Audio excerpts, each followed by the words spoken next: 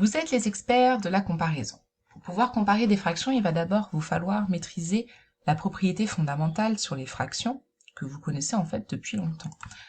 Vous savez depuis longtemps que 5 quarts c'est pareil que 10 sur 8, puisqu'ici je peux multiplier par 2 le numérateur, multiplier par 2 le dénominateur, donc ça reste égal. Donc on va se servir de cette propriété pour pouvoir comparer des fractions. On va écrire ça dans le cours. Nous sommes à la page 6 de Nombres et calculs. Propriété fondamentale. Le quotient de deux nombres relatifs ne change pas si l'on multiplie ou si l'on divise ces deux nombres par un même nombre relatif non nul. On va écrire ça sous une forme mathématique. Donc A sur B, c'est pareil que A fois C sur B fois C. De la même façon, A sur B, c'est pareil que A divisé par C sur B divisé par C. On va mettre un petit peu de couleur pour mettre ça en valeur.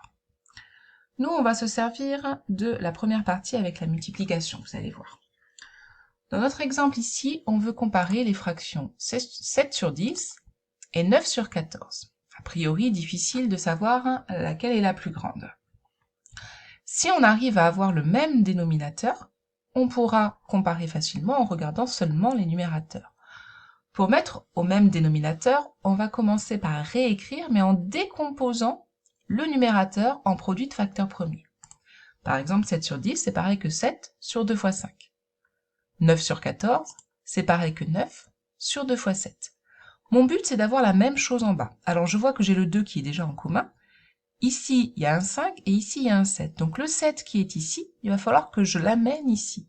Donc, je vais multiplier par 7. Et si je multiplie par 7 en bas, pour que ça reste égal, il faut que je multiplie par 7 en haut également. Je vous invite à bien mettre de la couleur pour qu'on voit ce qu'on a rajouté.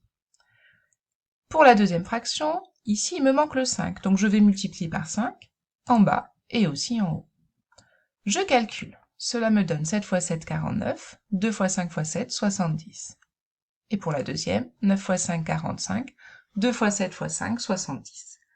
Là c'est facile, j'ai le même dénominateur, il me suffit de comparer les numérateurs.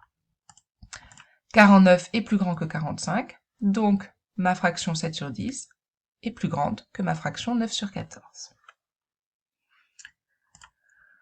Pour la prochaine fois, vous me ferez une petite comparaison sur votre cahier. Donc ici, je vous demande de comparer 7 sur 8 et 9 sur 10 avec la même méthode que celle que je viens de vous expliquer.